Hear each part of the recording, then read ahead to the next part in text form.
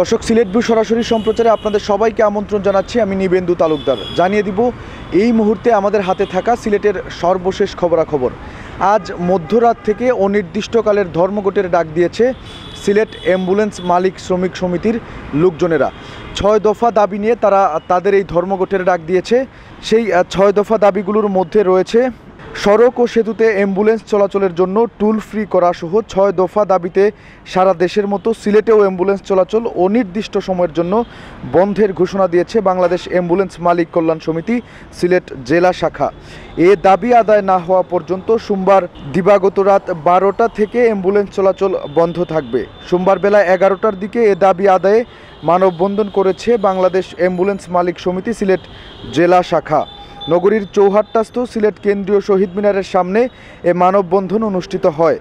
এ সময় অ্যাম্বুলেন্স চালক সহ সবাই প্রতিবাদ করতে অন্যান্য সংশ্লিষ্ট সবাইকে প্রতিবাদ করতে দেখা গেছে। বাংলাদেশ অ্যাম্বুলেন্স মালিক সমিতি সিলেট জেলা শাখার সভাপতি হাসান আহসান ইব্রাহিম বলেন, অ্যাম্বুলেন্স একটি সেবা খাত। রুগী ও লাশ নিয়ে তারা ছুটছেন দিনরাত, কিন্তু এটি বাংলাদেশের বিআরটিএ কর্তৃক অবহেলিত। আমরা এই অবহেলা থেকে পরিত্রাণ চাই। জাপান থেকে আমরা অ্যাম্বুলেন্স আমদানি করি অ্যাম্বুলেন্স হিসাবে, বিআরটিএ রেজিস্ট্রেশন করি অ্যাম্বুলেন্স হিসেবেই, অথচ আয়কর দেওয়ার সময় দিতে হয় প্রাইভেট কার হিসেবে। তিনি আরও বলেন, অ্যাম্বুলেন্স থেকে প্রাইভেট কারের মতো বিআরটিএকে আয়কর নেওয়া বন্ধ করতে হবে। অনতিবিলম্বে অ্যাম্বুলেন্সের জন্য জাতীয় নীতিমালা প্রণয়ন করতে হবে। দেশের প্রত্যেকটি হাসপাতালে অ্যাম্বুলেন্সের পার্কিং সুবিধা দিতে হবে। রুগী থাকা অবস্থায় প্রতিটি পাম্পে সিরিয়াল ছাড়া তেল এবং গ্যাস নিতে ব্যবস্থা করে দিতে হবে এবং সড়কে হয়রানিমুক্ত ও নির্বিঘ্নে পথ চলাচল অ্যাম্বুলেন্সের জন্য নিশ্চিত করতে হবে। এই 6 দফা দাবি নিয়ে সারা দেশের মতো আমাদের সিলেটেও অ্যাম্বুলেন্স চলাচল অনির্দিষ্টকালের জন্য বন্ধ করে দিয়েছেন অ্যাম্বুলেন্স মালিক সমিতির যারা আছেন তারা। তো দর্শক, আসলে দেখতেই পাচ্ছেন, অ্যাম্বুলেন্স শুরুতেই বলেছে অ্যাম্বুলেন্স একটি সেবা খাত।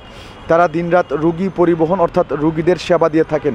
আর এই জরুরি একটি সেবা খাত, অ্যাম্বুলেন্সের মতো একটি জরুরি সেবা খাত যখন তারা আন্দোলনের নামে ধর্মঘটে নামে, তখন সাধারণ মানুষ সহ রুগী যারা আছেন সবাইকেই চরম ভোগান্তি পোহাতে হবে, এমনটাই মনে করছেন সংশ্লিষ্টরা।